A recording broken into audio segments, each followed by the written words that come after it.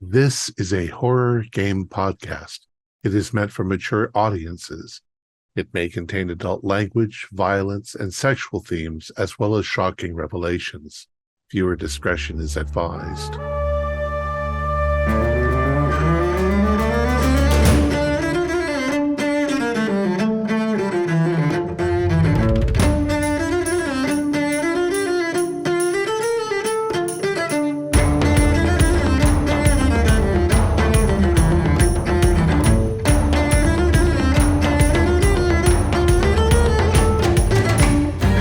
Greetings, fellow investigators, and welcome to our video podcast, Into the Darkness, where tonight my friends and I will be playing the Arkham Horror role-playing game. I'm your host, Thom Raley. The scenario is called Comets of Kingsport. It was written by Leah Hawthorne. We are not sure if it's available anywhere. It was the 2025 free RPG Day giveaway. Our keeper of arcane lore is Tyler Hudak, and this is episode 1. I should also mention that most of us are unfamiliar with this RPG, so Tyler is going to help us along. Before we begin, I want to give a shout out to our friends over at Mayday Roleplay. I'll put a link to their site in the description. Like us, they play together and record their games for your enjoyment. A few weeks ago, we were interviewed by Sergio Crego, who is joining us tonight, and he will be posting that interview on October 28th. Welcome, Sergio. We get most of our funding through our Patreon site. Your generous support helps to pay for our websites and club space and everything that goes into our video production. It's your support that keeps us going, and we deeply appreciate it. So without any further delay, let's begin our journey into the darkness. Tyler? All right. So since this is the first time that we're playing Arkham Horror role-playing game, I'm going to go over some of the basic rules before we jump in. So this is a dice pool system that uses D6s as your dice pool. So on your character sheet, on everybody's character sheet, you should see these little diamonds there. Put D6s in every one of those diamonds. That is your dice pool. The way that this works, so that is your dice pool. That is also your hit points, and we'll kind of explain that as we go. There are two terms that you're going to need to know. The first is your dice pool max. This is the maximum number of dice when you refresh your dice pool that you can put in there. For all of you, that is 6. It will not change from 6. You also have what's called your dice pool limit. This is for everybody. That is also 6 right now. That will change. Think of that as very similar to what your hit points are. As you take wounds, you will actually remove dice from your dice pool. So you're going to have less actions to perform. And we'll go through this when we get into a combat scene and all of that. So don't worry about remembering it or if it's not making any sense right now. But on your turn in the different scenes, when you want to perform an action, you will use dice to do so. So you do have a limited number of dice you can use per scene or per turn. There are 2 types of scenes that that are within the game. The first are narrative scenes, which are, think of them as more of like role-playing scenes. And then there are structured scenes, which are more like combat scenes. Your dice pool refresh differently in each scene, and I'll kind of talk through that when we get into those scenes. The big thing to know, though, is in each scene, there are 2 types of actions that you can perform. The first is a simple action. This is basically, something that you would do without a chance of failure. Walking across the room, opening a door, things like that. Depending on the scene, it may or may not cost a die to use that, but you do not have to roll in order to perform that type of action. You always succeed at that action. Then there are complex actions. These are things that you might fail at. So picking a lock, combat, attacking somebody, things like that. Those you will roll. Now, On your character sheet, you're going to see that you have, I think it's 10, yes, 10 different skills. Each of those skills has a number plus next to it. So, Silas, Shane, your agility is 4 plus, your athletics is 4 plus, your wits is 5 plus. The lower the number, the better you are at that skill, because when you roll for that skill, you're going to want to get equal to or greater than that number in order to succeed. So, let's say Silas had to make a agility roll. He would roll a d6. If he got a 4, 5, or 6, he succeeded. If he got a 1, 2, or 3, he would fail. The other thing to note, and again, I'll go over this when we go into things, you don't have to roll more than one dice. When you roll more than one dice, you are not adding them together. You're taking the best result of that. So the more dice you roll, the more likely you are to get a success. And you may get multiple successes, and in some cases that does mean anything, but most of the time you only need to get one success. But it also means that you have less actions to perform that particular scene or that particular round. Any questions on that so far?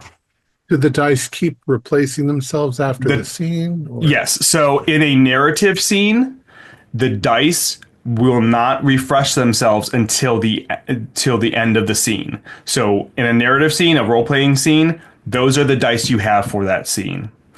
In a structured scene like combat, they refresh at the start of your turn. So in combat, I'm kind of jumping ahead. In combat, unless you are surprised, the investigators always go first, and then you take turns. It doesn't really matter there's no initiative. So it really, whatever order you all want to go into, if you want to split up your turns, that's fine.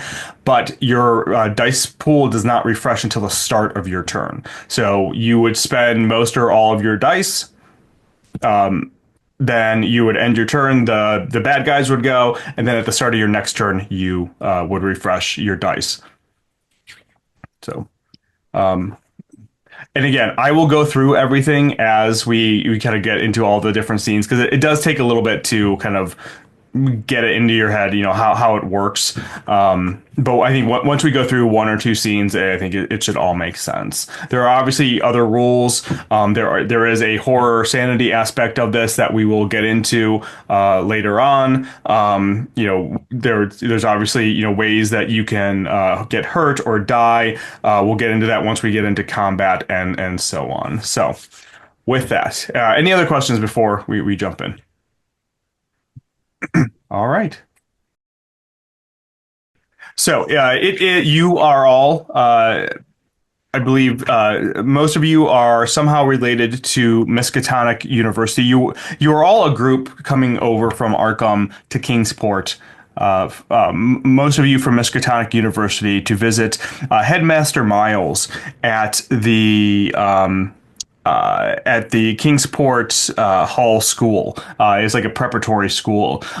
Basically coming to ask him for some assistance in I believe, an anthropology project that you are working on. It is December, and you are all gathered outside the Hall School. Snow lightly drifts in small, windswept flurries, and the warmth of the sun is being swallowed by thick cloud cover. You've all gathered outside the Hall School in Kingsport, Massachusetts, to meet with Headmaster Nelson Miles. Those of you from Miskatonic University are here to work on an honors project for the anthropology department, while Silas and Samuel have been invited to join the group to both provide their insight about the town and seek help from their friends. So you're all standing outside, cold, it's snowing, but use this opportunity if you want to introduce yourselves, your characters, and what you are doing. Or anything you want to about yourself, I should say. Well, I'm Amanda Sharp, and I'm a student at Miskatonic. And my current, I'm here because I'm helping Professor Harvey Walters, and Mandy Thompson doing the anthropological research. I brought my trusty copy of An Incomplete History of Kingsport by Copperman to refer to in case we run into any problems. Um, that's me, I guess. All right. What about Mandy? Mandy Thompson is a tall, wiry, redheaded man. He's the researcher on this particular expedition, working with the professor, and excited to be here, bundled up with a carryover satchel on his shoulder.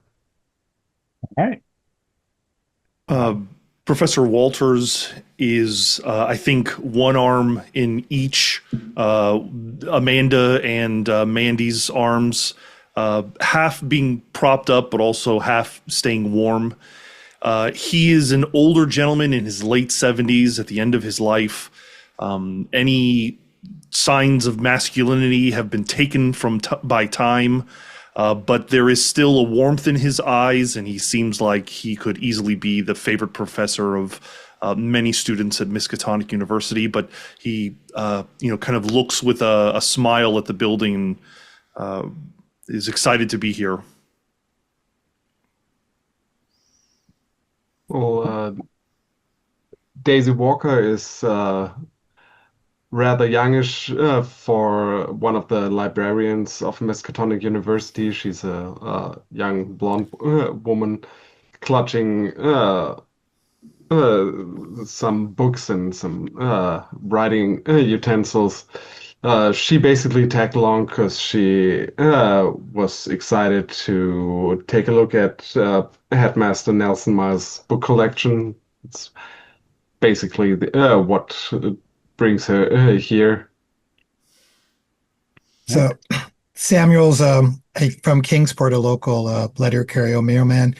He's sort of a gregarious fellow, so he knows his way around Kingsport because he delivers the mail everywhere, and he's the kind of person who likes to chat to people when he's doing that, so he's gotten to meet a number of the locals. And he's a friend of Amanda. He's about maybe slightly older, but they know each other from the past, and she asked him for a local perspective, and he agreed because it sounds like fun. And he knows everybody. And I know everybody. And Silas March, I am a sailor, middle-aged, definitely have been on the water for many years and show signs of it. Rather large man, been working the docks and the internal shipping for many, many years. Been called because I have seen many a things on the waters and outside the waters of Kingsport over the years. So we are technically entering a narrative scene now. So if you had spent dice in previous pool or scenes, you could refill them now.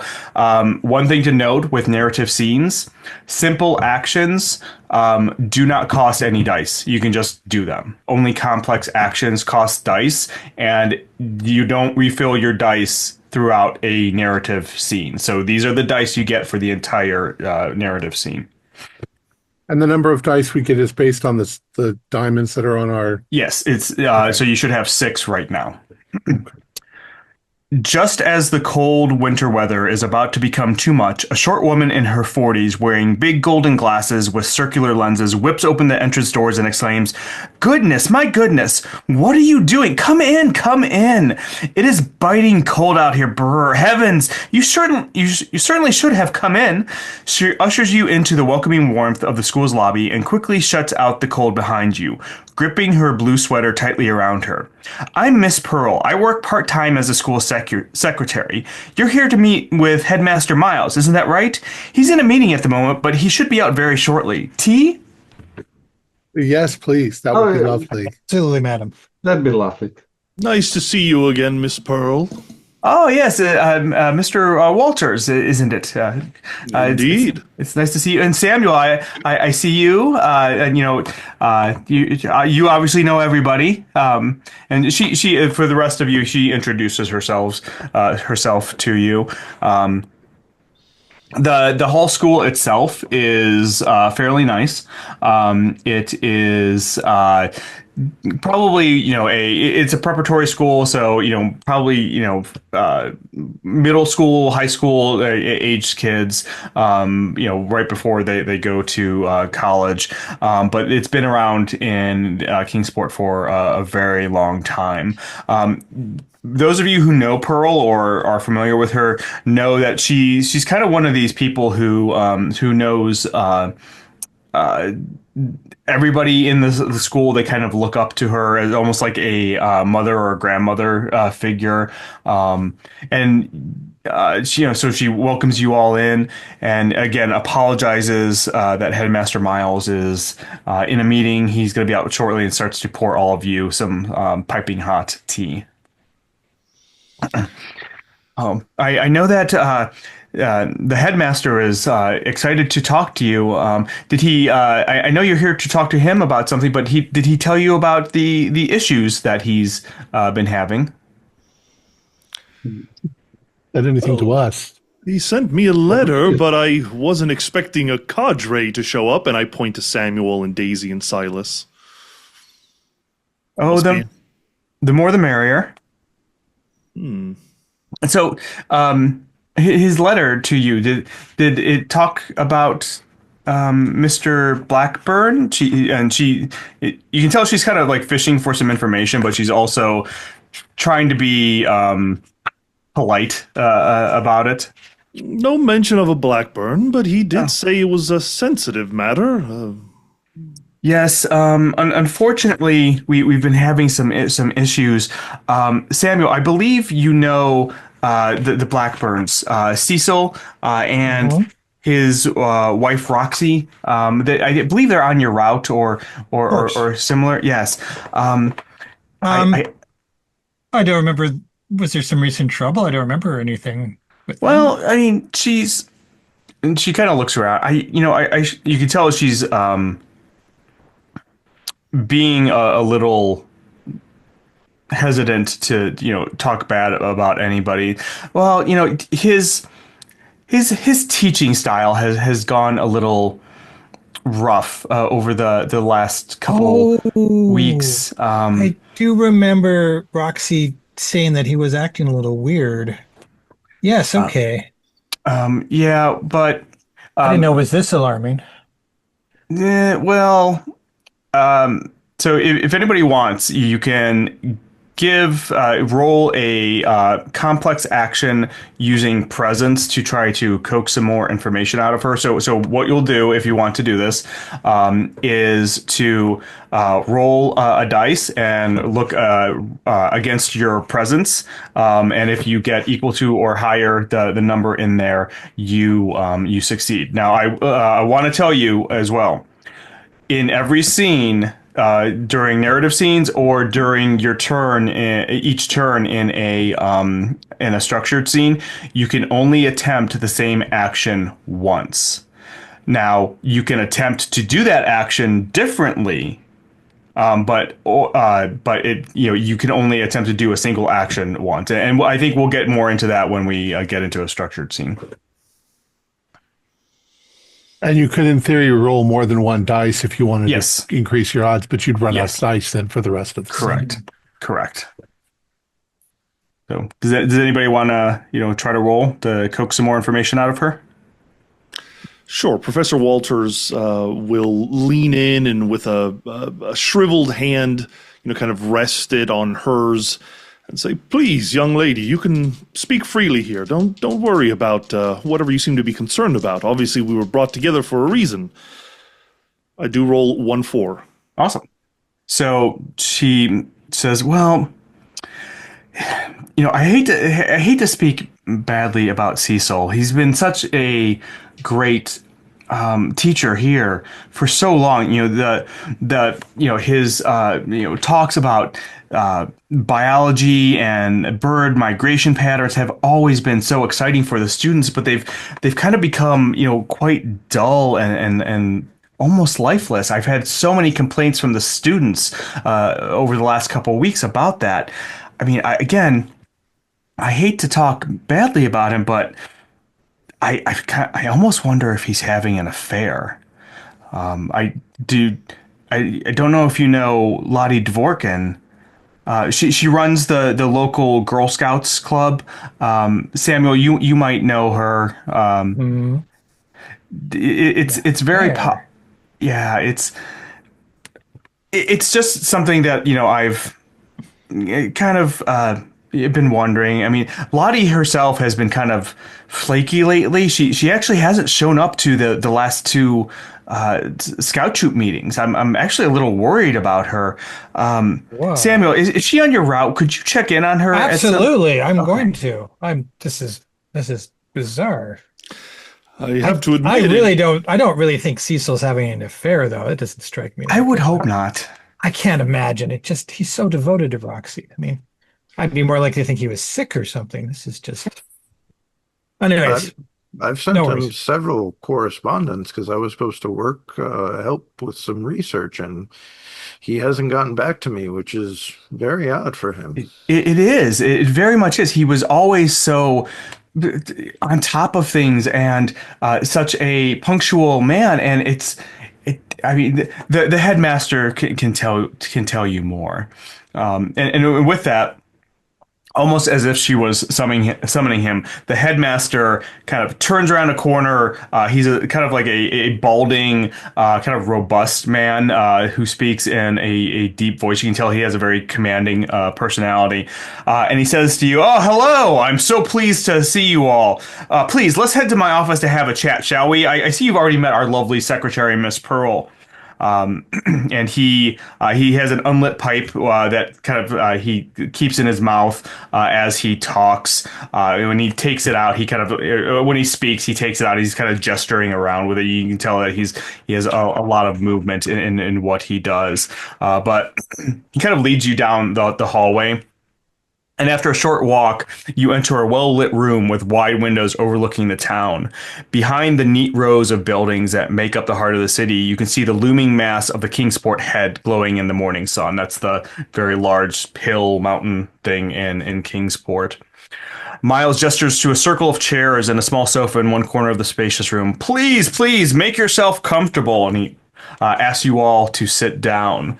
What can I do for you all? Harvey, you said you have something, some type of study that you're looking for assistance with.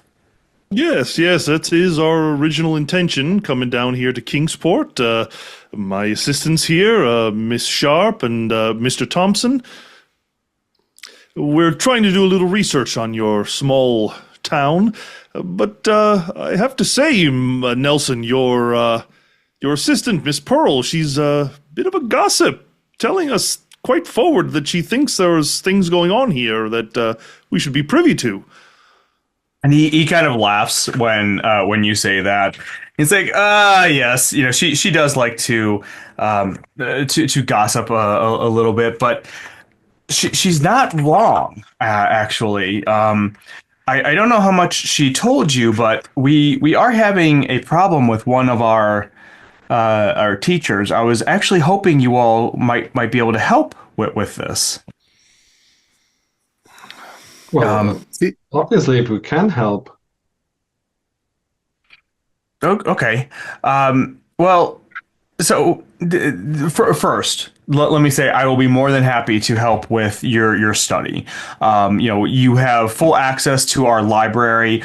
Miss Walker, your reputation precedes yourself. Please, all of you, feel free to help yourself to any of the resources here. But if you can help me with my problem in exchange for this, I would be more than happy. Cecil Blackburn, he's one of our more esteemed teachers. He's been around for a while, teaching biology for really the last decade, and honestly, until a few weeks ago, I would have considered him my right hand man here at the school, but he's been acting a little off lately. I'm not really sure what's going on. I'm hoping that you can somehow, maybe help me with this or, talk to him. What's changed? Well, First off, his wife Roxy has been complaining that he's kind of going out at all types of hours, and I don't know if that's leading to his activities here or miss activities here, but he's been missing classes. He's missed several classes now over the last couple weeks, and even the lessons that he does teach, he makes the students feel uneasy. I've even heard one student say that him teaching now is like he's lifeless. I really don't know how else to explain it. He's also been very odd, doing some odd things.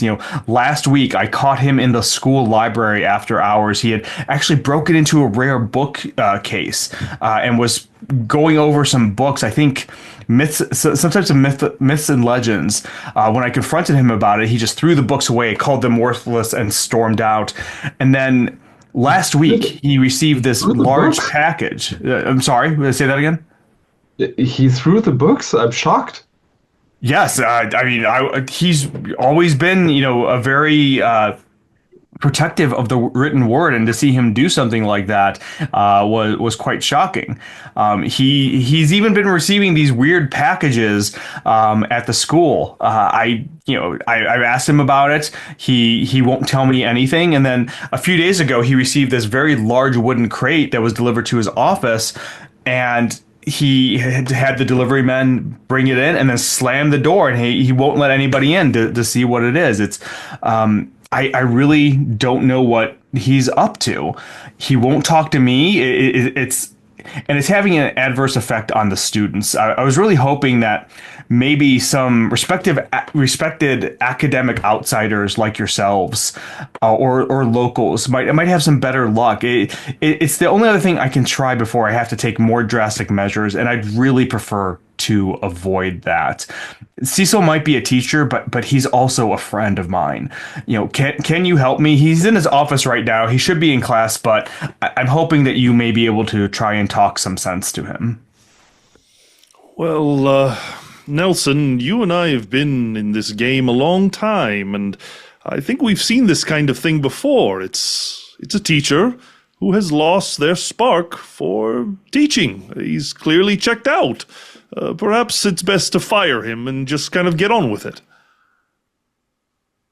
I understand that, and really that's where this has come to. But I'm really hoping that it's something that we can work together on. You can kind of tell he's hesitant to say something. If you would like to roll presence to see if you can kind of coax something else out of him. Anybody who would like to? Yeah. All right. Again, a 4 above my 3. Okay. He says, look, I don't have any proof of this, but with all the strange deliveries and his bizarre behavior, I have to wonder if he's on some type of drugs. And if so, I'm hoping that maybe we can help him. He has a brilliant mind, and I want to be able to assist where we can. It says he won't talk to me. I'm hoping he will talk perhaps to you. So less about professionalism and more about concern for a friend. I understand. Yes. Does he have tenure? Is that why you're not? We don't really have tenure here, but he basically does. Yes. This is why, if it had been, any other teacher, who had been here, only a year or two, they probably would have been out the door by now. But he's very well respected by the students, or usually respected by the students, by the other faculty. So I'm trying to, do what we can. Plus, we have the reputation of the school to think about as well. Ms. Pearl mentioned a rumor that he might be having an affair, but the behavior you're talking about doesn't sound like he's just distracted. And also, I don't think drugs come in crates. They would come in little secret boxes. Excellent observation, Miss Sharp. You are correct. Could he be working on something privately? Maybe he also, for about the last week or two, ever since this started, he's also been wearing some very dark tinted glasses at all times. Even indoors and at night. This is sounding more like That's drugs. Right, exactly. That's what makes me think it's drugs to hide, bloodshot eyes. I can't really think of any other explanation for that. I don't know. Are there medical conditions that cause eye sensitivity? Oh, I guess there would be. Migraines or that is true. maybe he's And a radical behavior change? Has Well, he been that staring too. at the sun? Not that I've seen, but he kind of points outside the window to the cloud covered sky. We haven't had a lot of sun here lately. You said he's a biologist. He has a lab here, then I'm sure. Yes. Yeah. More of a classroom lab, but yes.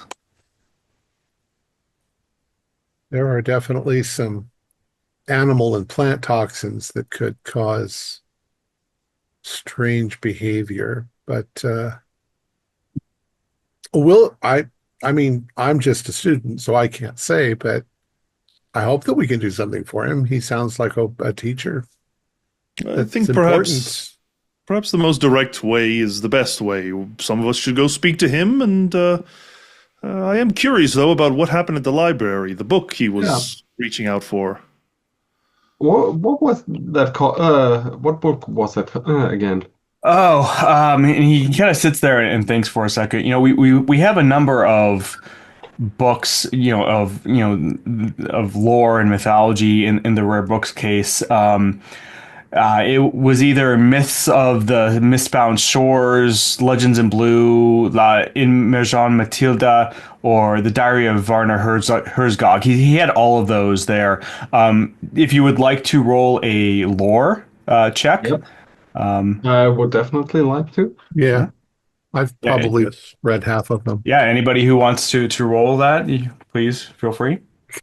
So Rolled that's one. I'm not going to know. a success. All right, so Daisy got a success.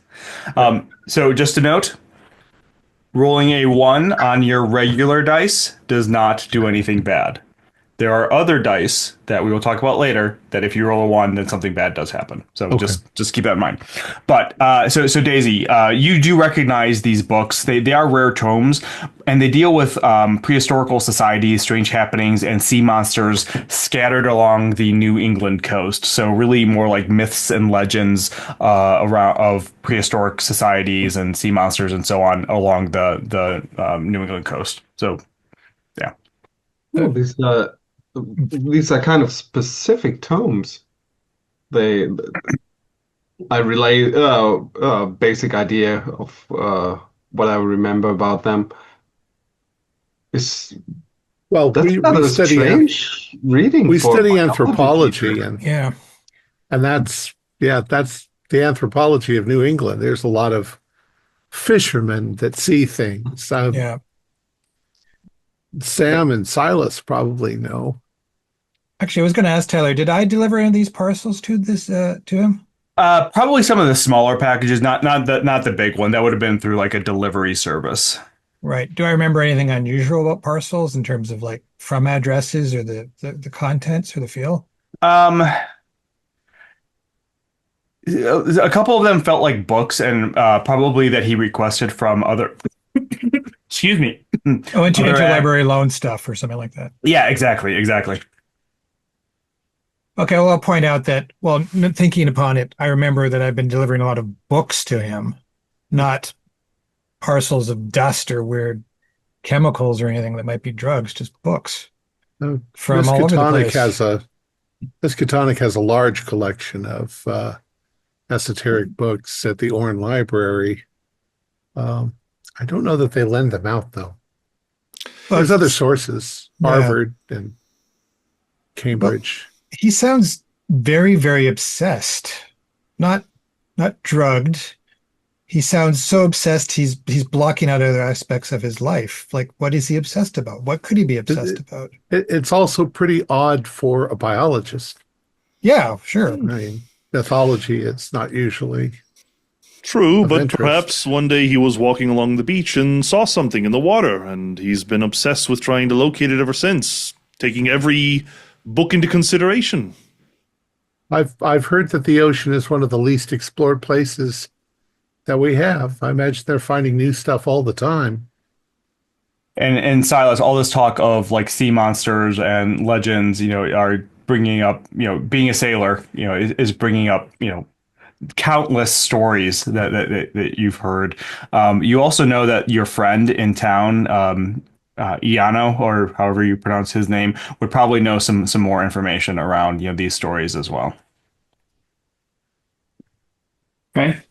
But yes, like you said, many stories, many things you've seen, many things I have seen. The waters around here are full of all kinds of strange occurrences, especially in the evenings. Any other questions that you all would like to ask the headmaster? Do you think that he will be argumentative or aggressive if we approach him? He might. He has been in his office. He won't really come out. So it is a possibility. But I don't think he's going to get violent or anything like that. I've never seen him act like that. Well, Nelson, if he does get violent or is at least rude to me, you're going to owe me a lot more than just some assistance on a anthropological expedition. And he laughs.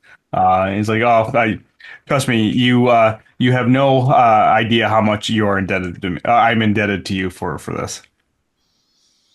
Hopefully, with Daisy and me there, he'll show some composure since we're ladies. Maybe not. Could you? I'm not to one to try to be too cunning, but maybe if one of you two posed as a renowned Arkham folklorist who might know something that he's interested in, maybe you can pull out what he's hunting for. I'm 21. Well, who's the oldest person here? I'm looking at the Probably other. Harvey. That would be me. If he doesn't know who I am, well, then we know there's something wrong with him. But on the other hand, you wouldn't have to pose. Exactly. Oh, is that Harvey's area is folklore? Oh, I didn't know. Anthropology in general, yes. Yeah, okay. You might even know what he wants. Perhaps. I'm hoping to figure it out. Might as well get down to the bottom of it, though. No need to waste any more time, and Harvey will very slowly start raising himself out of his chair. And Headmaster Miles does the same. He's like, yeah, you are correct. There's no time like the present, so please follow me. And he takes you out into the hall. Blackburn's office is around the hall. Sit Blackburn's office, which is tucked away in a corner of the third floor of the school in an administrative area. All the students and most of the teachers are currently in class on the lower floors, so the hallways are quiet except for the occasional creak of the hardwood boards beneath your feet. The headmaster turns to you, his dark eyes searching you anxiously for a moment before he takes a deep breath. Please say you'll keep any unpleasantness that could disturb the students to a minimum. I'm worried about Cecil, but the students. And with that, he goes.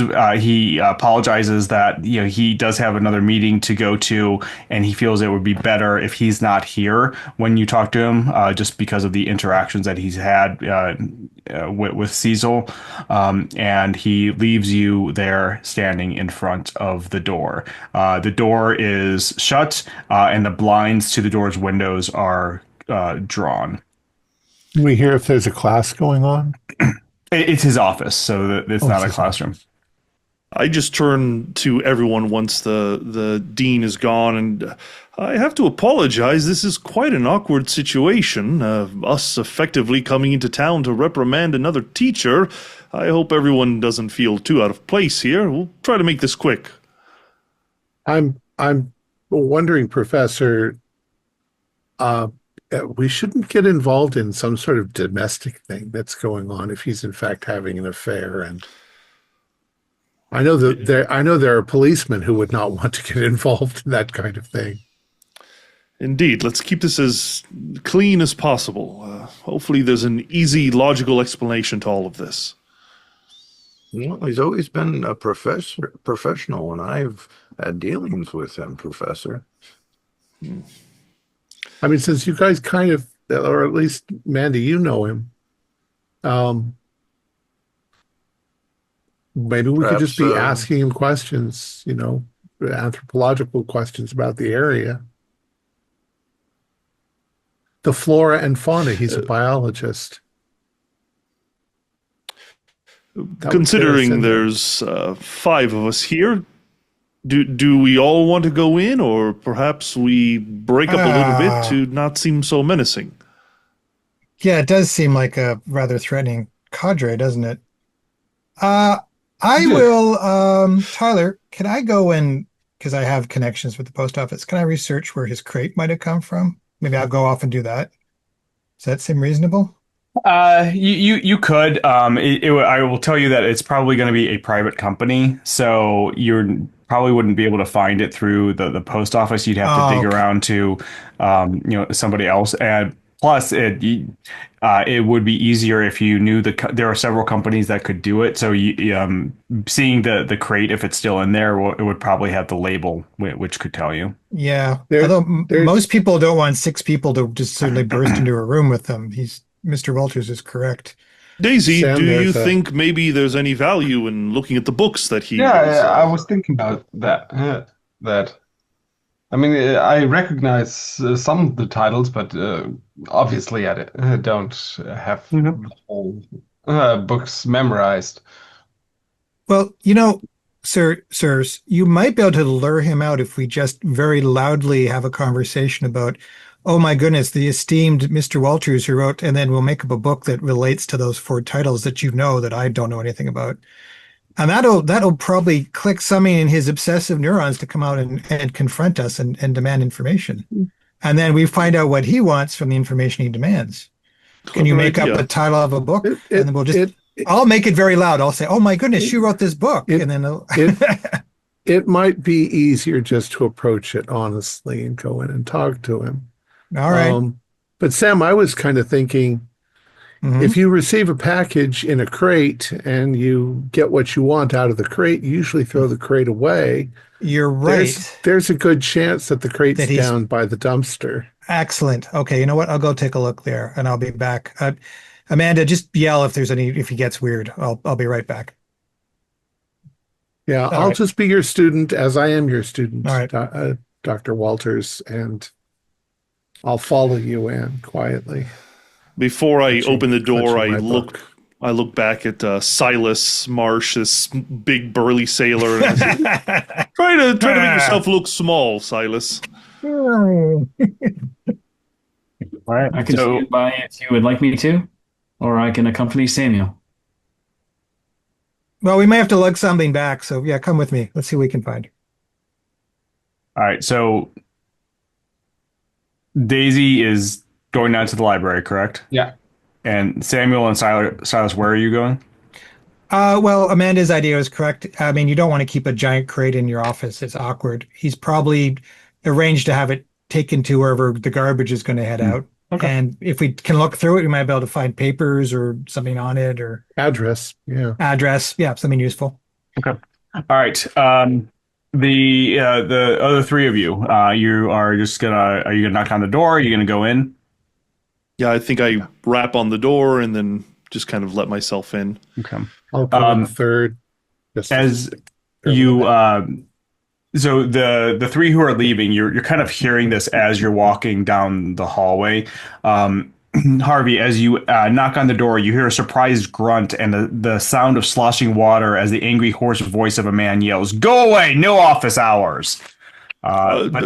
Excuse me, is this Mr. Blackburn, Professor Blackburn's office? I'm just looking for Cecil Blackburn. Are you saying that as you enter the room, or I'm kind of forcing the issue and continuing in regardless. Okay. The room is the door is not locked, but it almost feels like, he had tried to lock it, but the lock didn't catch all the way, so because it's like stuck a little bit, but then you're able to open it up. And the three of you see that the room is dimly lit with morning light filtering in through the window shades. In the center of the office is a large steel bathtub with Blackburn soaking within. He springs up as you enter, wearing only a pair of pants. You immediately notice how his ribcage seems somewhat lopsided, as if one side has too many ribs and the other too few. But then you see his face, and more importantly, his eyes. One seems to have no sclera. The iris fills the entire eyeball. The other has no iris at all, just a glaring black dot in the center of bloodshot white. Blackburn sees you staring at his face, and with a howl of rage, he leaps up, snatching a straight razor sitting on a side table as he does. And with this, we are entering now a structured scene. Blackburn does get to go first because it's kind of a surprise.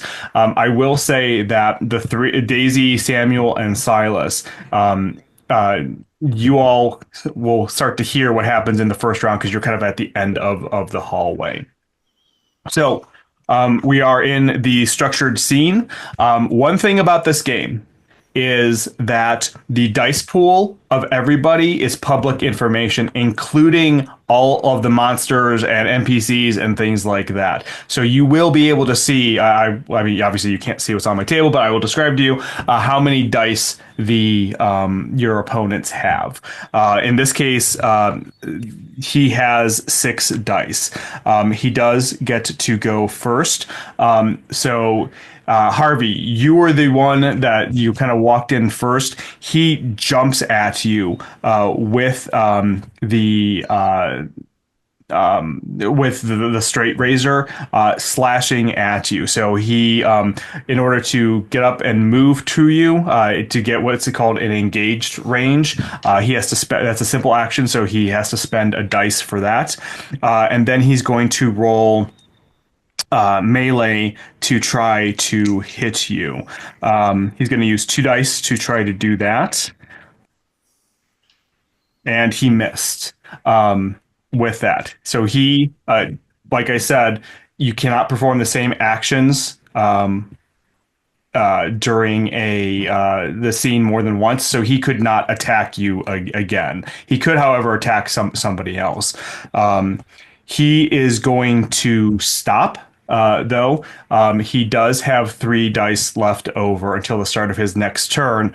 I will tell you all that, especially in a structured scene, you may want to keep some dice for what's called reaction. So that basically dodges. The way that dodges work, understand that this game is very pulpy, so it's more action, pulp oriented.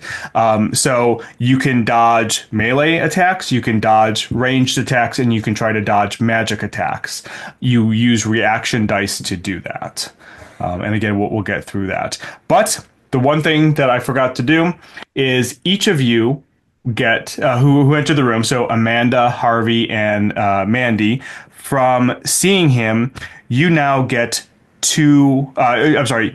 I want you to roll resolve. And tell me if you don't have to, because you are spending dice to do this. But let me know if you don't do that or you fail. Fail. I'm going to try. All right. I passed. Okay. I got a 5 out of 4. All right. And Mandy? Fail. Fail. All right. So Mandy and Harvey, you get 2 horror. So what this means is you are going to replace 2 dice in your pool with the 2 dice of the other color. Those are horror dice. You use them the same way you use any other dice when you're rolling. You do not have to use those as the first dice you roll. You can use them whenever you want. The thing with those are, if you roll a 1 with your horror dice, then something bad is going to happen. So if you played Alien, it's very similar to the stress die in Alien. But with that, it is now your turn. So Harvey, Amanda, or Mandy, whoever would like to go first. I think just reacting to what's happening, being accosted by this man. I think Professor Walters, feeble in his later years, just kind of stumbles backwards, probably dropping his cane and falling to the floor. Oh my goodness! All right, so your dice pool does refresh up to 6. So would you like to do anything? I think at most I'm yelling at him. Please calm down, sir. There's no reason for this. Okay. I'm super protective of the professor. So I'm going to quickly step forward and I'm going to use my book to try to knock the switchblade out of his hand. You said it was a switchblade, a razor blade. Mm-hmm. And go ahead. Go on. So that's melee combat, yes. Yes. Plus, I have one of my knacks is the pen is mightier. When performing a complex action to make an attack with a tool related to my character's background, I get to add 1 point. So, Do you get to add 1 die, or do you get an advantage? No, it says I add 1 to the result. Oh, okay. Of each dice. Right. Awesome. So go ahead and choose how many dice you're going to pull from your pool. And I have 6 dice. I'm going to roll 2. Okay. And I need to get. Well, I need to get a better than a 4 with that one. So I got 2 3s, but when I add the 1 to it, I get 4s. All right. So that knock it out of his hand. And how much damage does that do? Does it say? Oh, well, I don't know. It was a book, right? It's just a book, and really all I'm trying to do is knock the weapon out of Okay, well, we'll still say it does at least 1 damage to him. Okay. So what that means is his dice pool is now down to 5. So he went on his turn. He only gets 5. Mandy, do you want to do anything? I'm going to try to grab his wrist and wrangle the knife out of his hands. Well, Amanda just knocked it out. The knife kind of went flying. Okay. Now, if I want to use a reaction, do I hold it or? Yeah, just all you have to do is hold some of your dice. Okay. All right. Well, I'll try to knock some sense into him with my fist. Okay, go ahead. All right. So I will spend 1 regular and 1 horror. Okay, so that's you're rolling against your melee. So yep. So I need a 5 or higher, and I got a 6. Awesome. Ones. So I don't know what I think a strike is actually 2. So we'll say that you hit him. That knocks him down to 3 dice in his dice pool. You basically strike him right in the body, and feels you've gotten into fights before. It feels a little bit softer than it should. Like something just feels a little bit off. Daisy, Samuel, and Silas, you were down the hall. You hear this commotion. You hear this fighting. What would you like to do? Turn on our heel and run back in the other direction, obviously. Okay. Same. All right. So in order to get back into the room, it will cost you 2 dice. That would be 2 simple actions, essentially, and that will take you into the room. Just to describe the room really fast, the office is fairly large. It's a nice large office. There's a desk there. There's some shelves. It looks like it has not been cleaned, made up, in a while, in a couple weeks. There's books and everywhere, and behind the desk, sitting in front of the window, is a large metal basin filled with water. Each of the 3 of you see Cecil, just as I described before. And so Daisy, Samuel, and Silas, if you would like, I would like you to make resolve rolls. Otherwise, good. you automatically take. And we only get to roll 1 dice for that. You can roll more than one, but you are using up ones from your dice pool. Okay. So you're rolling against resolve. Okay. Yep. Made it. And I used Fail. 2 dice for that. Made it. All right, and Silas, you failed. Failed. All right, so exchange out 2 of your dice for horror dice. And what would you all like to do? You basically can keep going until you either decide to stop, or you run out of dice, and then the turn ends, and then it goes to his turn, and this is kind of how the rounds work. Are there like any large curtains or anything like that? Oh yeah, there's definitely large curtains. I'd like to just grab something big and heavy and rip it down and try to throw it around them in an effort to kind of bind them up or something like that. So it would cost you 1 dice to go and pull that down. That's a pretty simple action, and then I would say that is probably going to be a melee attack in order to try to do that. Nope, no luck. Okay, but I still have the curtain, so I can try in another round. Yep. I guess. Yep. Okay. Daisy or Silas? Well, Daisy has seen something truly horrible. There are books strewn around, and there's a basin with water. Make a resolve check. I'm going to take a look if there's anything I have to get out of harm's way. I mean, there are there's splashes of water all over. There were some books. Yeah, I mean, the professor is probably in the most danger, but He's all made out of paper. I mean, I would say that there's probably a couple stacks of books that are like right next to the tub of water that you can see that some water has already splashed on top of them. Shocking. It's too late for them. So I was going to tackle him.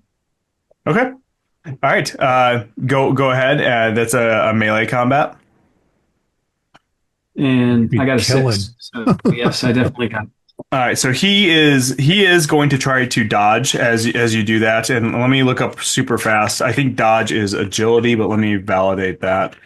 So the way that dodging works, whether it is through melee combat or ranged combat, it is a reaction, like I said, and if they succeed, then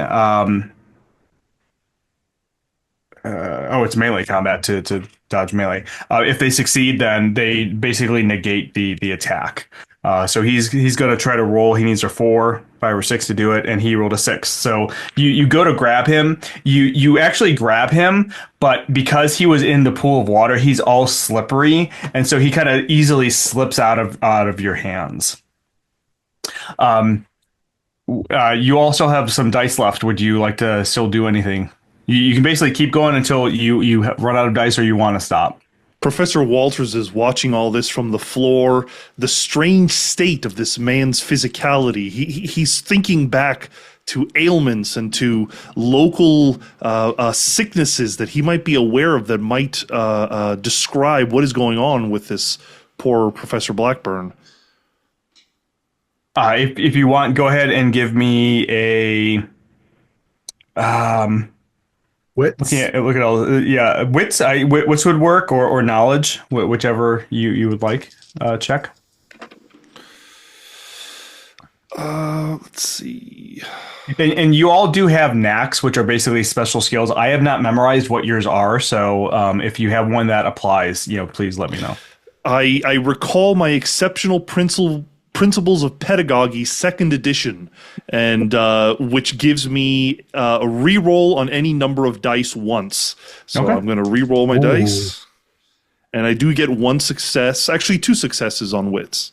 Okay. So in terms of I guess normal sicknesses, there are definitely things that can affect the eyes. Even a concussion can affect the eyes and the irises, but this goes beyond that. It's not like the one eye, his iris is shrunk down so small you can't see it, or it's so big that you can't see the sclera in the other. They're just not there. And the fact that it looks like he's missing ribs, he has no evidence of surgery. This is just completely boggling your mind as to, what it could be. It's as if the man's melting in front of us. Get a hold of this man. Get a hold of yourself, Mr. Blackburn. And I'm starting to get myself up off the floor. All right. Anyone else? Gonna try to tackle him again? I'm helping him. You can't try to tackle him again because that would be doing the same thing. You could try to attack him though. You could All right, fair enough. punch I got him one or dice left. yeah, go for I'll it. try to. Yeah, I could try that. I could just try punching him. Yeah. All right, we'll go for that. And I got a 6. Oh, awesome. So that would be 2. So he is down to 1 dice. I'm helping the professor get back up, and I'm using my body, so I'm holding the cane in my hand in case I need to beat off the crazy. Okay. I would say that would cost you 1 die to help the professor back up, but you're able to help him back up. I'll say too that you are also allowed as an action to aid somebody else. Basically, you're giving them advantage on a roll. It costs you 1 dice. Okay. So when you say that, I just take that 1 dice and put it out of the just pool. put it to the side. It's out of your pool for the moment. Cool. All right. Anybody else before it moves to his turn? Nope. All right. I think just out of concern, Professor Walters will just spend the rest of the turn disengaging, pulling Amanda away from the fight that's going on. Okay. All right, so Professor, I can handle myself. You can see. Young lady, watch yourself. So disengaging is an actual complex action. So are you pulling away, or are you? So I guess how is this happening? Is Amanda, are you going away and the professor is helping you, or is it the other way around? He's pulling me into the hallway, out the door.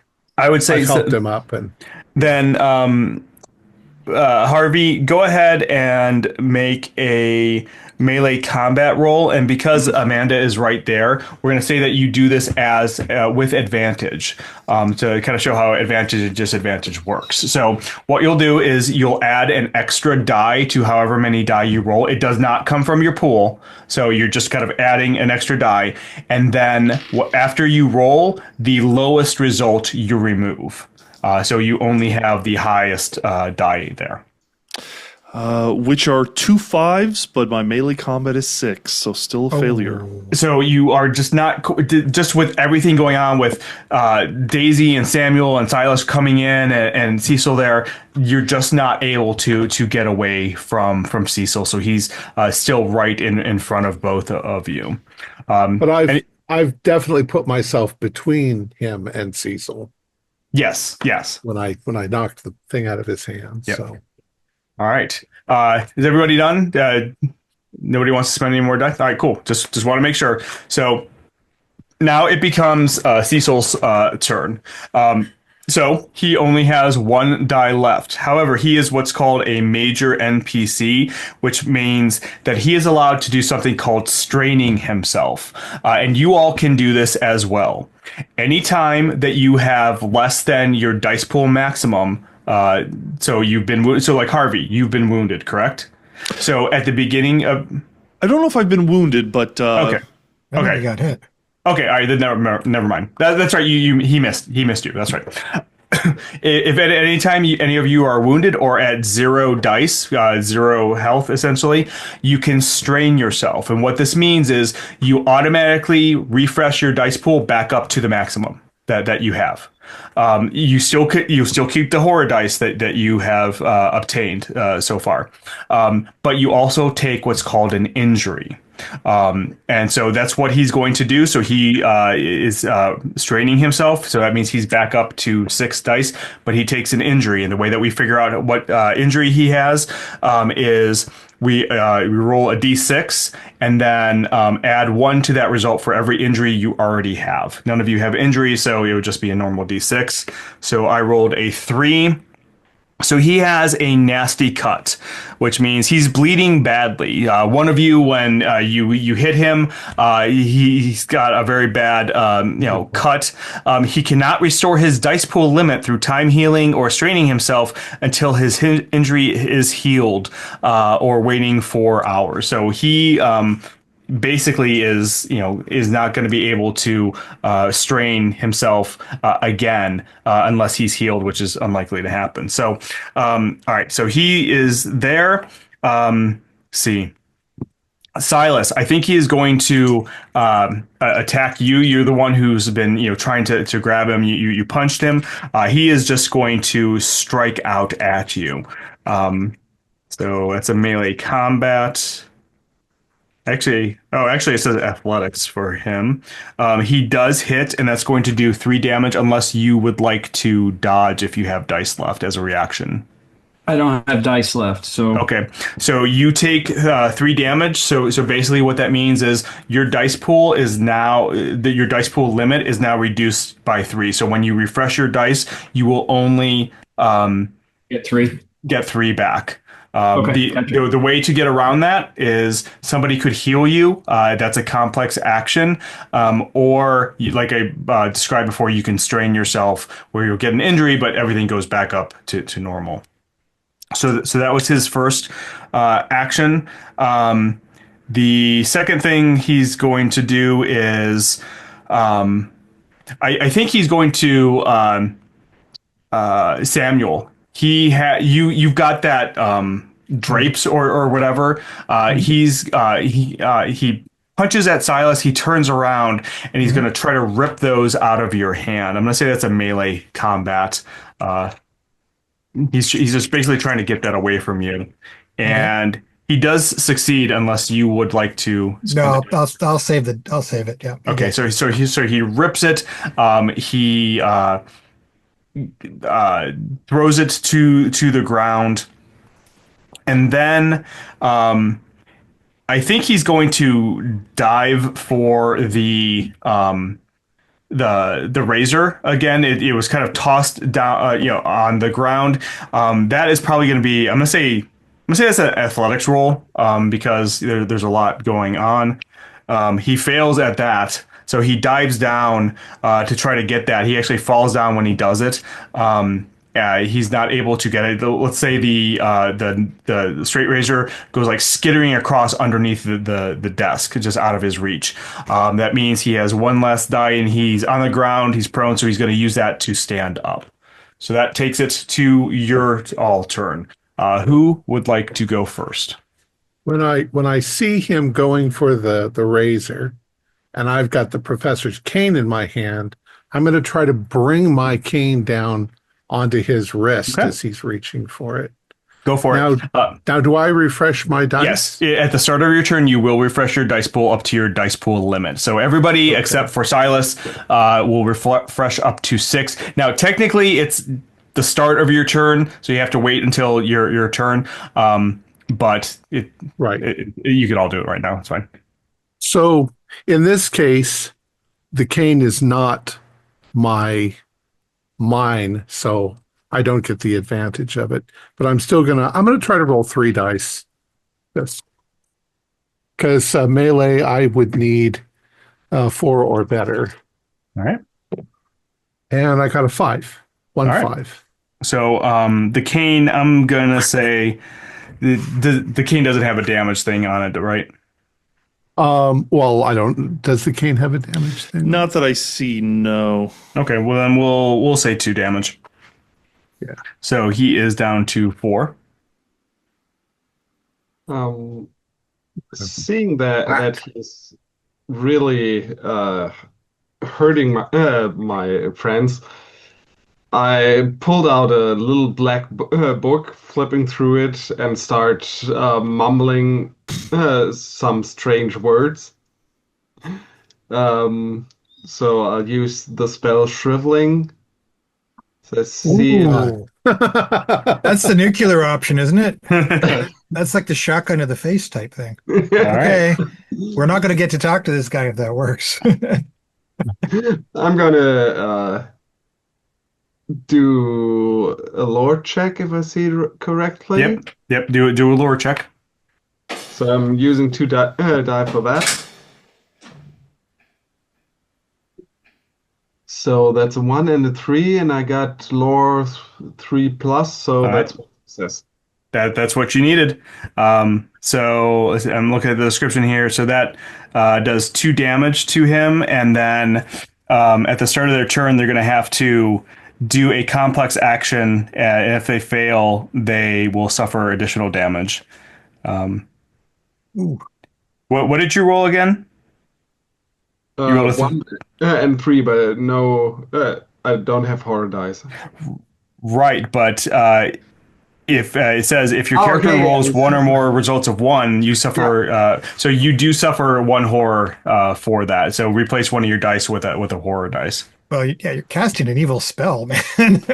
Yeah, you all see this where Whoa. Daisy just starts to chant these words, and Cecil's arm Cecil's arm just like starts to shrivel up. It's like completely horrifying to all of you. So Tyler, he's on the ground now, right? Still? Yeah, Or he's not? no, he stood up. He stood up. Although he's been hit with a cane and this magic spell, so he's not doing too well. Okay. I'll okay, hit him with the cane. I'll see if I can kick him into the bathtub. Okay, Why not? go for it. Melee combat. Okay, I'll use 2 of my dice for this. And I got a success. Awesome. See, I don't know what. Oh, punch kick is 1 damage. Okay, so Yeah. So you do that.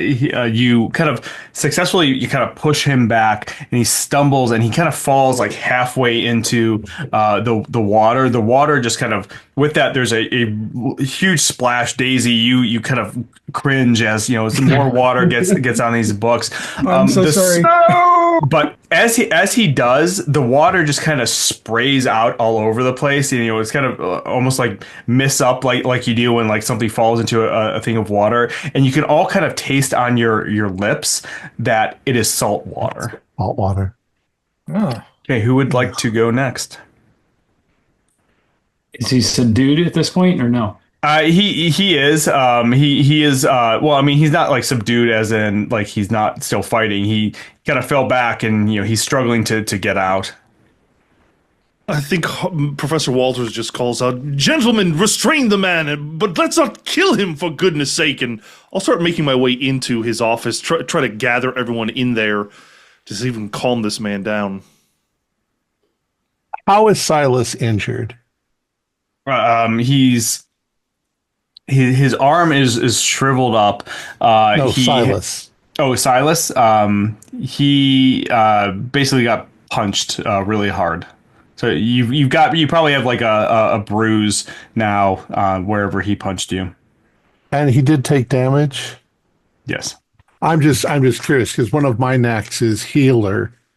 Yeah. It says when your character performs a successful action to heal someone using mundane, non-supernatural means, if they generate at least 3 successes, the target heals 1 additional damage and 1 injury they are suffering from. I don't know if that really applies at this point. It doesn't. Usually, you can only heal during narrative scenes. Okay. What would it be to restrain him? I would say that either melee combat or athletics, depending on how you were going to do it. I would also say that if that's what like the group wants to do now is try to restrain him, I would say somebody can attempt it and do it at an advantage as everybody else is helping. You've got that the curtains that Samuel pulled down that you could use against it and so on to kind of like tie him up or kind of wrap him up or do something. I can do that. Yeah. Right. That's a melee. Yeah, if you want. So you're rolling at advantage. So add an extra die to that. It's not from your pool, and then you just remove the lowest lowest die value from whatever you roll. Okay, I got 2 6s and a 5. So That is more than Sweet. enough. That's technically it's probably 3 successes. You are very easily able, with all of you kind of working on that, to pull him, down to.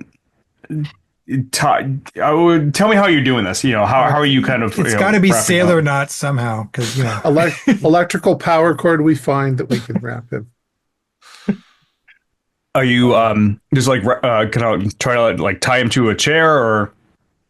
time to the Time bathtub. to a chair. Time to a chair. Time to the bathtub.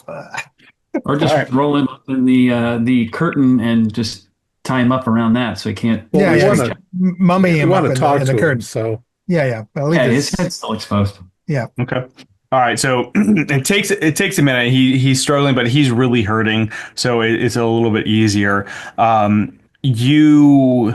All right. So you're able to do this. This kind of ends the structured scene.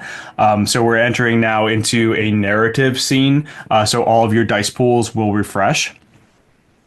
And the fight is over.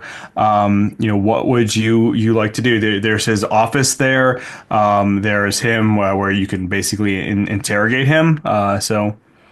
Tyler, what happens to the horror dice? Do they stay You- or? Yep, you keep the horror dice. Unfortunately, the only way to get rid of horror dice are between scenarios. Okay. Ooh. And when spending dice for actions, you can choose which dice Yes. you use. Okay. Yep. Got it. This would probably be a good time to try your heal check, Amanda, because yeah, we're now in a narrative scene. I will do what I can to help Silas recover. Okay. So healing is a knowledge roll, unless you have something that says otherwise. Knowledge. Okay. And then I didn't understand what it said that if they generate at least 3 successes. I think that with that they're referring to Amanda. Okay. So I have to. I want to try at least rolling 3 dice. Then. Yes. I only got 1, so he gets back 1d3. Wait, is that right? No, I'm looking at the wrong thing. No. You heal 1 for each success. So Silas Right. would gain back 1 die. Does your knack add to that though, Tom? Does it make it better? Only if I get 3 successes, Oh, only if you get 3. Okay. then he gets an extra. That's but you're up to 4 dice now, which is better than 3, obviously. Right. Yeah. And when you refresh your dice, the horror dice take precedent. They always come Yes. first. Yes. The horror dice will always get refreshed first. Gotcha. All right. Professor Walters moves over to Amanda and takes his cane from her and says, "This is a deadly weapon, young lady. You shouldn't be messing with this." And then he'll turn to You Cecil. should go sit down.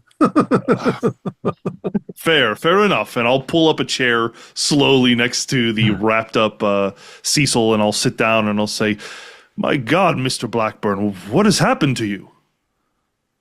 The Blackburn in front of you, he kind of gives you this look of disdain, and he says, "You think that I'm Blackburn?" And he kind of laughs, kind of this almost like evil laugh, almost like he's mocking you. I turn and look at the others. He's truly lost his mind. Okay. I've met Blackburn, right? Yeah, Is it Blackburn? it looks like him. Okay. It sounds like him. I have a really good intuition, so I'm just gonna like look for masks or scars or. You know what? Go ahead and roll intuition if you would like. Okay. I will put 2 dice to that, and I got 2 successes. Awesome. So, as you're doing this, so are you kind of like examining him? Just Yeah. all right. So, Well, he looks super weird anyways. He could be any kind of freak ass. you're examining Right. him, and the Blackburn or whatever it is looks up at you and says, "You're Samuel, or the letter carrier. I know you. Well, Cecil knows you.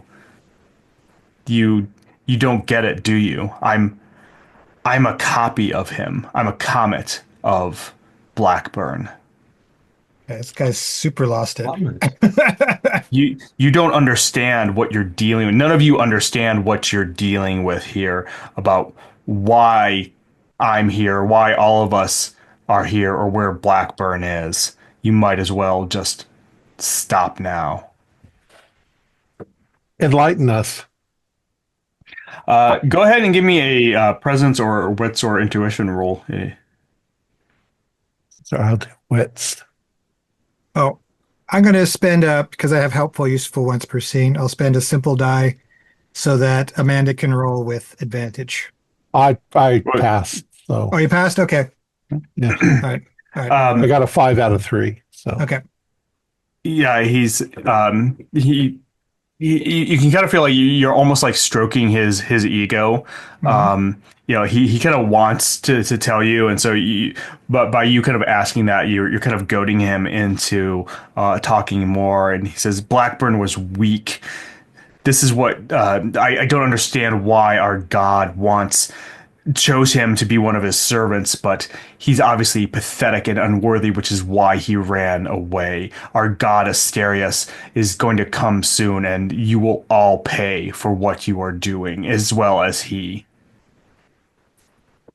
Asterius, we're all kind of into lore. Do we know what mythology that's from? Sumerian or? Give me a lore roll if you all would like to try. I'm a mailman. I'm not even. Remember, you're pulling from your dice pool for each of these rolls. Yeah. Two successes. Oh, wow. I got Okay. one success, a 6. So you know that Asterius is you've all have heard of him, not in any like those who succeeded. Asterius is an eldritch god that was somehow banished and destroyed from Earth. And Harvey, you said you got 2 successes. Yes, sir. All right. So this is all kind of coming back to you. You read it in one of the kind of reserved books in Miskatonic library. So it doesn't come from any lore, but Asterius was this like eldritch god that was destroyed by some other creatures. You can't quite remember what, but the legend goes that Asterius is almost like a kind of looks like a starfish, and there are legends that pieces of Asterius still exist, and if those pieces or if a piece of those can be found and put through a special ritual, then Asterius can be brought back. We understand why he was collecting all those books from the library about local myths.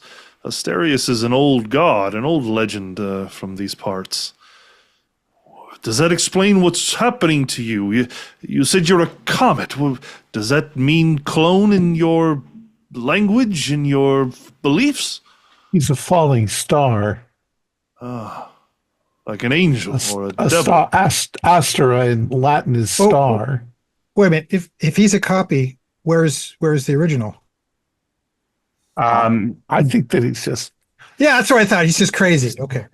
So when you ask that, Blackburn, or his comet, I should say, says, "Where is he? He ran away. The fool, the coward. He ran away to a place where, unfortunately, we cannot go. In the caverns beneath Kingsport Head. There are others waiting for him when he returns." I'm going to look around the room to see if we can see the crate. We can find out what came out of it. Bathtub. You You're don't see the probably crate, right. but you surmise that Yeah. The the bathtub. tub, yeah. Is this one of those nice claw-footed ones? No, it's really more of Oh, like a really big, like almost like a big metal A- basin that you might Animal use. trough. Yeah, Yeah. yeah. There's really long animal trough, or you'd use to maybe like wash laundry yeah, and okay. Right. um. So Samuel, Harvey, and Amanda have been talking to him. Mandy, Daisy, and Silas. What do you all want to do while this is going on? I want to Um, look to see what he has on his desk, like what he might have been actively researching, any Sure. notes. Okay. So would that be That would be a knowledge? wits roll. What's wrong? so Okay. I'll basically do the same, but Okay. by going through the books, the stacks of books, and all the while cleaning them off. Okay. Same. And No successes. Not really doing anything. okay, just standing back and watching. Oh, all right. Well, So that's 2 success. All right. So Mandy, you didn't have any successes. You know, the room, like I said, is a mess. You looking around, you do find 2 bags of rock salt. I guess 2 empty bags of rock salt. They've obviously been poured into the the tub The of tub. water, which is right. extremely salty. You also just looking around, you find like I mentioned the stacks of books. They're they're a mix of biology textbooks and history books on pre-European civilizations along the New England coast, but you don't really find too much else. Daisy, however, you are looking around and you find 2 things. You find on the typewriter on Blackburn's desk a half-finished letter to the Harvard Library, which reads, "I'm writing to request the loan of any books you have concerning the subjects Asteroida, Astera, or Asterius, with the exclusions of books on marine biology." And that's where it ends. And then you also find a scrap of paper which is crumpled up. Gentlemen, look at this. He wrote something down, some letters and numbers.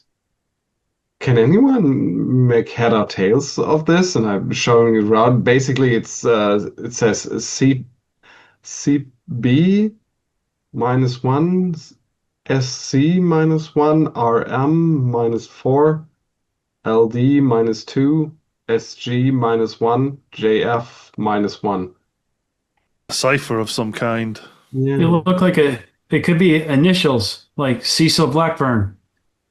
I don't know what the Yeah. others, there are other people. Good observation. So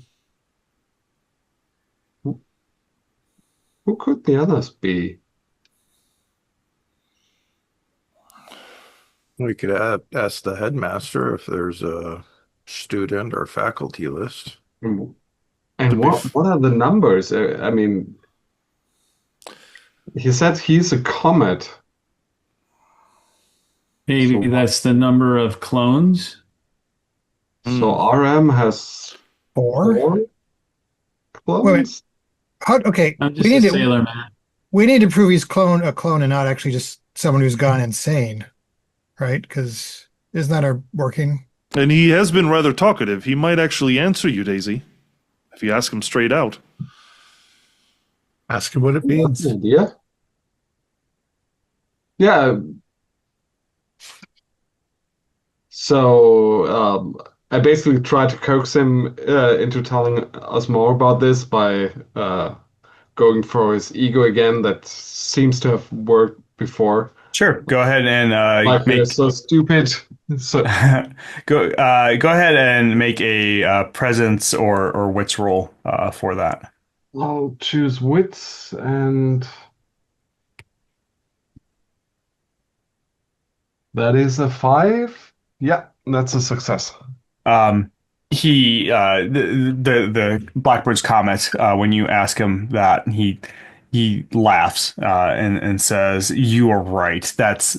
Those are other comets that have been created. There are more. There may be dozens that have been created. I don't know the exact number, but whoever has, if I had the amulet, there'd be hundreds now. I can guarantee you that it would, or that there would be." The amulet? Where is this amulet? Who currently has it? Blackburn has it. He took it with him where we can't go. Wait a minute. LD would be Lottie Dawkins or whatever. Or Dvorkin. Dvorkin. Lottie Dvorkin. Because that was mentioned she was acting weird. That was So that's- the Girl Scout leader. Yeah, yeah. Yes. I'm slightly worried about the SC because that's my initial, so hopefully I don't have a copy out there somewhere. I would know. I'm not a copy. But I don't like that. LD, who could that be? Okay, we know who LD is. Who's RM?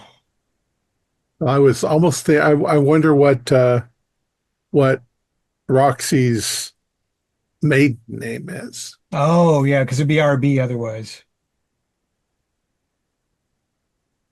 So as you all are discussing this, you hear the headmaster walking up the hall, and he turns into the room, saying, sounds like maybe you all have," and with that, he sees the entire scene in front of him with Cecil tied up and stops mid-sentence. His eyes go wide as he's just staring at all of you, and then you see this realization look of almost like horror go across his face as he sees Cecil and the eyes, which are, just wrong. Nelson, you you've sent come us just into- in time. What? You What? sent us in to talk to a lunatic. By the way, Cecil is naked, I guess. He has pants on. Okay. Yeah, and he's wearing a curtain or two now. So He's Yeah, also he is wrapped wearing, up. he's wearing a curtain, so he can't see the lack of ribs and all of that. I'm sorry look to at- say, look at what he- sorry to say, Nelson, but I think you're going to have to fire Mr. Blackburn. He attacked me and What the he did to others. Silas's face. What's wrong, Cecil? What's wrong with you? He attacked us with a knife, a razor And- blade. I don't understand. What do I call the police? I think that's probably best, Nelson. Let's call the police and we'll let them handle Cecil from this point on. But there's definitely something going on, and I'll actually take him by the back and kind of lead him out to talk to him a little more privately on the matter. Show him the note. Mm. See if it means anything to him. yeah. I'll take it and hand it to him and basically give him a very sanitized version of what was told to us. There are other people in town that are maybe co-conspirators with Cecil, and we need to find out who they are, and I'll share the scrap of paper with him. Give me a presence roll for that. That is a success with a 6. Awesome. He finds it very hard to believe with what even the limited information that you tell him. Excuse me. But he does believe you, and he's just says, what would you like me to do then? I would prefer to keep this under wraps. I want to protect the school and the children here. I don't want police running all over the place. Well, the authorities will definitely ruin all of that. I don't know. I don't think it's safe to just put him locked up in his own home. You should see the man. His whole body is mutated and different. This is beyond just a reprimand. So then what would you suggest? I'll turn to the others. I don't know what to say here. Call the Can't just keep- sanitarium. Yeah. He's mutilated himself. He thinks that cruel, he's somebody but, else. Yeah, I think that's probably the best option. That does make sense. And with that, Blackburn is, obviously objecting to all of this. He's yelling at all of you. He keeps, talking about how Asterius it will come back and destroy all of you for what you've done to his children. See, he's nuts. Mm-hmm. I think that you can get away with explaining to the school that he had some sort of nervous breakdown, and unfortunately, he's on sabbatical. I think you might be right. It may be best if you are not here when they when they come for him, though. Do you? You showed him the scrap of paper, right? Yes. Yeah. Any of those initials make any sense to you? Yeah. I mean, well, CB would potentially be Cecil. We guess that LD might be Lottie Dvorkin. Lottie, yes. Lottie Yes. Dvorkin. That is possible, and the fact that she's been missing for a couple of days or so. Maybe you should go. Maybe it would be best if you go and check on her while I handle this. So What about Silas and I know all the locals. Do any of these initials remind us of anybody important in town? Anybody important? Anybody? There's probably a lot of SCs. Yeah, I mean, Right here. nobody really stands out that you can think of. The closest is Silas. You know that your friend Iano has previously talked to you about a somebody that he knows, a mariner named Ralph. But that would be like Ralph Mariner, or it's kind of a stretch, but Yeah, okay. that's really. I mean, there are a lot of people who have those initials, so Right. It might mean nothing. He might just be nuts. Well, I guess the best thing would be to look into Lottie. I mean, that's our best clue, right? If we find two of her, well, then we'll know there's definitely something up with all of these names. Well, if we find Headmaster, yeah. Headmaster Miles, do you know of any cave system underneath the big rock out there? Well, yeah. Along there are several caves along the coast. They're pretty easy to find over there. I mean, I don't know of any like one in particular. I just as a boy we would go and play in there, and there aren't too many, but because it's not super huge, but there are several down there. He said something about, well, it leads us to believe that he may have been going out at night and hiding stuff in some of the caves. So we can probably go check those. We'll have to search around. The locals know where they are, right?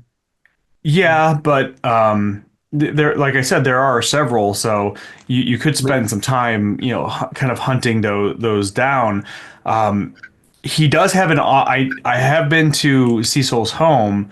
He does have an office there as well. He might have made a map. He might have made a map. Yes, that's what I was thinking.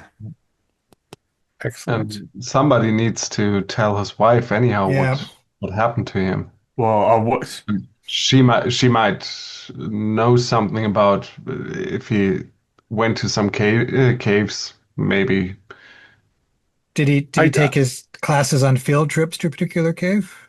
I mean, not that I know of. I know that they went down to the beach to look at biological specimens and the birds and that, but I don't know of any particular caves.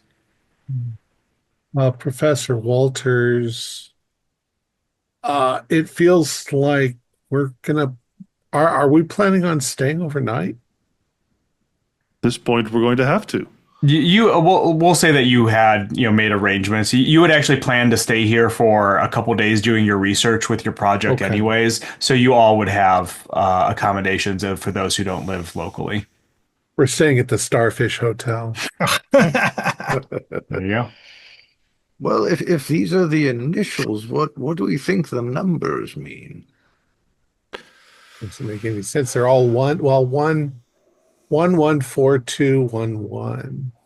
I think Mr. Clark alluded to it earlier. It could be the number of copies that exist, which makes me nervous to meet RM. Yes. How could there be copies? You can't make copies of people. Well, yeah, but there might be ways. You did see what Miss Walker did a few moments ago, by the way. It seems like there's a lot of things possible. You're all kind of hand-waving that pretty easily. Oh, I haven't forgotten it. And again, just remember, this is definitely a more pulpy game, after the Arkham Horror board games and that. Okay. So you all probably, with everything that you've seen, it was shocking and surprising, but maybe not necessarily unexpected with some past adventures you all probably have had. Okay. Yeah. Well, in that case, we really do have to go and rescue Cecil if we think he's really escaped to the caverns. If this person is telling the truth, then yes, he's down there. But which caverns? There are many caverns along that coast. Some are sometimes submerged during high and low tides. Other ones are available for kids and stuff to play in. They've been there for centuries. Which one? Many. Let's go talk to Roxy and tell her what's going on, because we're locals, and try to level with her in a way that makes sense. You might be able to eliminate some of the caves by figuring that Cecil is hiding in one of them. Mm-hmm. So I don't think it's one that goes submerged. Yeah. And probably not a small one where little kids go and play. Yeah. The question is, why can't, if, as he said, they can't get to him there? Why can't vampires come into your house without you inviting them in? I don't know. It's just, it sounds silly. It's probably a psychological problem that's going on, that it's all wrapped up in some sort of wild mythology that he's got in his head. But we're here, right? We can look, see what we can find. Yep. I wish it were that easy, Miss Sharp, but I don't think these clones would be the most accurate term, because I don't think what we fought was human at all. The ribs were all wrong, the chest. But the question is, was it always that way, or has it begun to degrade after a period of time? It almost seems like he's melting, coming apart. He hasn't deteriorated in front of your eyes. Right. You kind of get the feeling that he was, that's how, for lack of a better term, that's how he may have been created or grown, or however they're created. An imperfect copy. Yeah, exactly. An imperfect copy. Or he's suffering from some sort of macral degeneration. So the headmaster, says, please, the classes are going to be letting out soon. I want let me make this call to get him put into the local sanitarium or hospital. I'll let you know where he's at. But again, it would be better if you're not here. It will draw, if nothing else, it will draw less attention as the students and the faculty start to come. We'll get out of your hair tomorrow. Nelson. Yep. Yes, that would be good. So where would you all? It's still like early morning, maybe like 11 o'clock or so. Where would you all like to go next, or do next? And can we go someplace to wind down? Sure. And maybe get a snack. And then there's an excellent pub in town. Yeah, there's yes, all over the yes, you can. We should all be able to fit in my Studebaker if you'd like to. That's right. Harvey does have a car. A bear and his Got a touring Studebaker. car, a touring car that fits 8 people. Yeah, and all of our suitcases. Sure. Miss Walker, will you help me to the car? And I'll put out my hand sure. feebly. And as we're walking, I turn to her and say, "It seems you've been reading from the prohibited section at the university, I see." Well, one gets around. That's one way of putting it. Please, could you be more careful with whatever that is? I worry about it getting out of hand. Oh, most certainly. I am very careful with that. Would anybody else like to try to heal Silas anymore? I could attempt. Yeah, anybody can attempt. It's just a I knowledge roll. I even got a first aid kit with me, so Oh, okay. So Wow, that actually perfect. so for each success, because you're using a first aid kit, you get he would heal 3 instead of 1. let me see. Can I give aid? What Yeah, it's just knowledge. It's just a knowledge Okay. roll. Knowledge? Okay. So, 5 is a success. All right, so Silas, that would because you're using a first aid kit. Silas would heal 3, so you can never go above your max. So Silas is back up to 6 dice. All right, so you all find yourselves at a pub or some quiet space. It's mid afternoon, so there's not a lot of people in there. So you kind of have the place to yourself. It's quiet, so you're able to kind of discuss everything freely.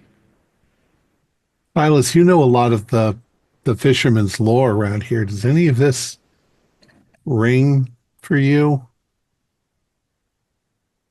There's always stories around the pubs and around the ships.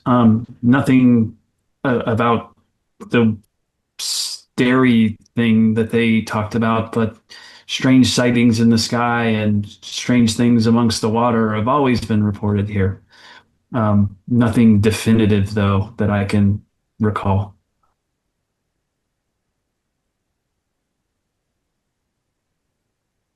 The starfish god. Hmm. It's all very strange. Why Astarios? Why this amulet he was talking about, especially? I need to get to some books to see if there's any correlation between the two. Yeah. Question is, where do we go next? Should we look for the Girl Scout or We should check probably in go tell his wife. Yeah. Yeah, I know Roxy. I'll go talk to her. I'll make up some excuse. I don't want to say that he's in an asylum right now, but But well, I'll say something That- along the lines that we think he's gotten obsessed with some sea caves, and that's why he's acting weird. And maybe I can get her to But- see if he's got anything in his office. maybe it's not a good idea if one goes off by himself. If there are really more of his kind around, that could be very dangerous. Well, Amanda could come with me. That's 2 people. I don't think it makes sense to have large groups Yeah. of 6 people going door to door. That seems a bit much, but Yeah. I have met her in passing. Everyone- No, I'd rather go see the sea caves. At the Well, same time, Yep. we all have to remember if this comet of Blackburn's is real and correct, then poor Blackburn is down there right now yes, in the that's caves. why we want to find out if there's a particular cave. Yeah. I think we should prioritize that. Find the man. He'll Yeah. have the answers. Okay. So who would like to come and talk to Roxy with me, just to keep watch my back? Andy, you know her, yeah. Okay, let's the 2 of us go chat with her and then see if she Okay. knows something. So Mandy and Samuel are going to Roxy's. Hmm. I'm writing this down so I know. What about the rest? I'm gonna go look for I think we should caves. check in with the wife and check his home office. What about the Lottie person? Well, let's leave her out of it for the moment. So Daisy, do you want to go with Mandy and Sam, then, to visit the woman, the wife, the home office? Yeah. Okay. So, Well, then, the other three of us, I mean, I'm not making decisions for everybody, but we can go see if we can find Mr. Blackburn if he's actually in the sea caves. So, Amanda, what I can do is I can show you the caves that I'm aware of along the coast. There are some that have specific names to them, like Thunder Hole, and a couple other ones that are very famous. We could start there. Any of them Well- with a mythology attached? Like, I can't say that. They're just named after kind of anomalies of what there are. We might come back later with an information on a particular cave. So if you guys go into a particular one, can you mark the outside with something so we know where you are? Like just put up something so we don't just blunder around trying to find you once we find out what we got. Stick the old Arkham flag up somewhere. let's pick a Go studio pods. let's pick a spot where we can get together Yeah. and exchange information. Let's say the pub at say 2 p.m. Okay. Come back. In my younger years, I would have gone with you to the beach, but I can't get that amulet out of my mind. Those books that he checked out, I'm going to look into them. Maybe there's an answer, something that he wasn't able to see that can help us. I'll even say that you were able to grab those books on the way out, so you don't have to go back and grab them. I'll need time to go over them. All right. Well, we can find a place for you to sit while we're looking for the caves. I suppose the beach would be a nice place to sit and read. I mean, you do have the car. On a freezing cold day with the snow coming down. There's a blanket. And the icy breeze off the ocean. Oh, man. All right. Okay, so Daisy, Mandy, and Samuel are going to Blackburn's house. The rest of you are going to the beach/caves to see if you can find anything. Find something, yeah. All right. Let's start with Samuel, Daisy, and Mandy. We're moving into a new scene now, so your dice pools will all refresh. Right. You arrive at Blackburn's house. The Blackburn's Tudor-style house stands invitingly in a quiet corner of Central Hill, flanked by the other similarly well-maintained homes. You spot a car parked in a small driveway to the side of the building. It seems Roxy is in. When you knock on the door, it takes only a moment for a woman with curly black hair and a tired but warm smile to answer you. Oh, hello. I wasn't expecting visitors. Can I help you? And Samuel, you know Roxy. You've been her mail carrier for a while. Yep. And so she kind of, sees you and has a warm, pleasant smile. Yeah. It even says Roxy's been asking me for help regarding this. So Right. So Roxy, we're starting to get an idea might be going on with poor Cecil. We think he might have gotten obsessed with something that's taking his time and his mind away from everything else. Do you know if he had a particular sea cave he was obsessed with? Could we look in his office? Maybe he's got some of those maps that you guys like to use. When you say obsessed, I'm not even going to make you roll for this. You can all three of you can tell that, and she had invited you in out of the cold.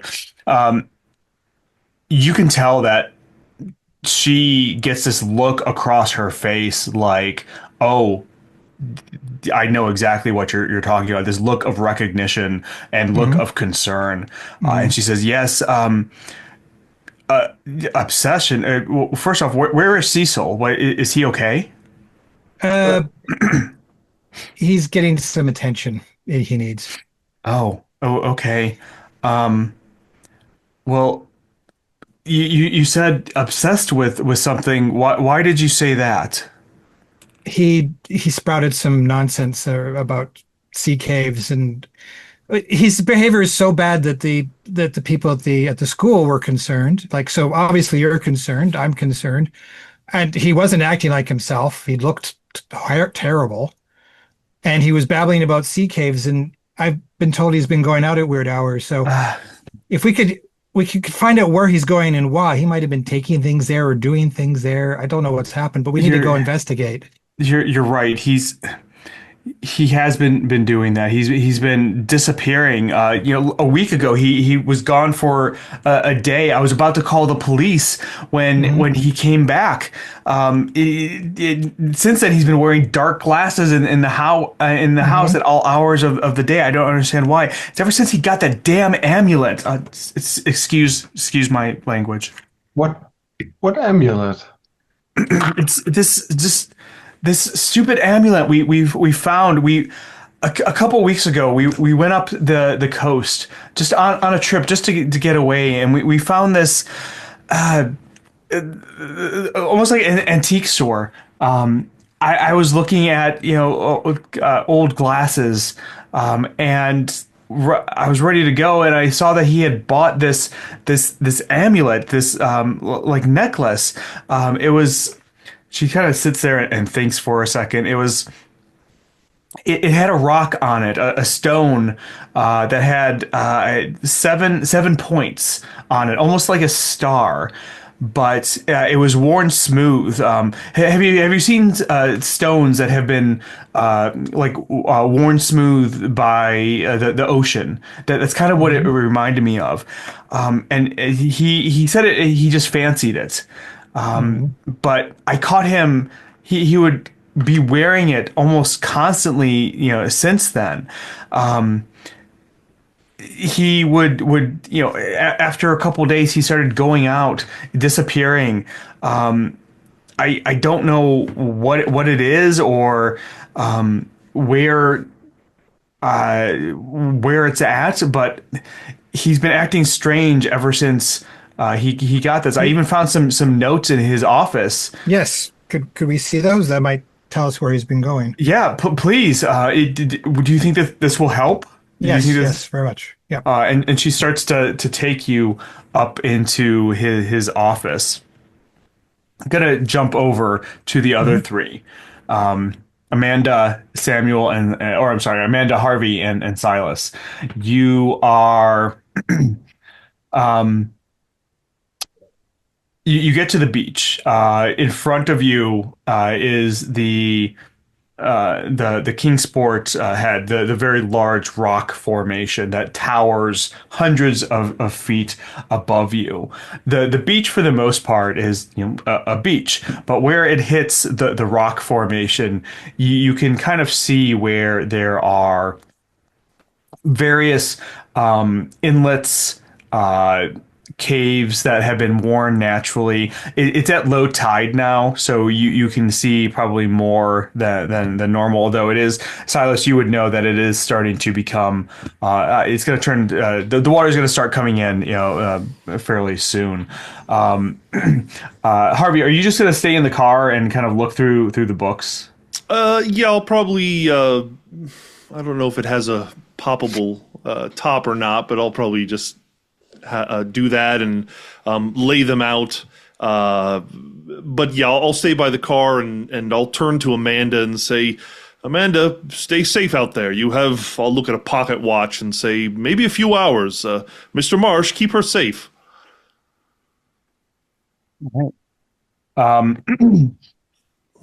Amanda and Silas, you start going towards the beach, the caves. What are you gonna look for? Anything specific, or are you gonna how are you kind of searching? So I'll kind of begin to describe the different ones that I'm aware of from a nautical point of view and what they're called via the local lore. Like I'll point out the first one and call it like this is Thunder Hole. This is when the tides come in, the water blows up through the top and it makes a whistle sound. This other one is Midnight Cave. In the middle of the night, there's phosphorescence that glows and we can see it from the shore, and explain the different ones, but looking for maybe bigger ones or smaller ones that might seem like somebody might go in it. How deep do they go? Are they all connected? Do you have any idea? They go very deep. They're riddled throughout there. It's been there for centuries. Well, I have an idea. Let's stay away from the ones that will go underwater or go into the water and check the entrances for footprints. Obviously, anything that the tide hits is going to wipe away any footprints, but inside the cave, there might be footprints. So I can take that and I can point to several of them where you can see kind of like a tide line, and you go anything above that line, those are ones that stay above water. Yeah. Go ahead, both of you, and give me an intuition roll, if you like. Whenever I say give me a roll, you obviously have the choice to not do it because you are using things from your dice pool. Is this related to anything nautical or sea related that I would have a bonus? Oh yeah, I would say for sure. Okay, I got a 6. I got one. So, yes. I got one success. I used 2 All dice. right. So you both start looking around, and I can't remember which one of you said it, but you mentioned like footsteps and footprints. The first like 2 or 3 caves that you go into, you probably go in, maybe like a good 20, 30 feet, maybe a little bit more. And you don't see anything, but the third one you go into, you start going in and you see footprints. And not just like one set of footprints, you see a lot of footprints, like maybe like half a dozen distinct different pairs. And as you are going down, the cave kind of makes a turn. And as you kind of go around that turn, you kind of look down and you can see coming from like the ambient, there's like some ambient glowing light. And you see a man at the far end of the cave kind of walk into view. He looks like an old mariner. Not anybody that you recognize, Silas, but you immediately recognize that he is a sailor, probably, maybe in his 70s, gray hair and all that, but he's wearing the sailor outfit. He doesn't see you. I suddenly cling to Silas and I'm like, are there pirates? Are there smugglers? There can be.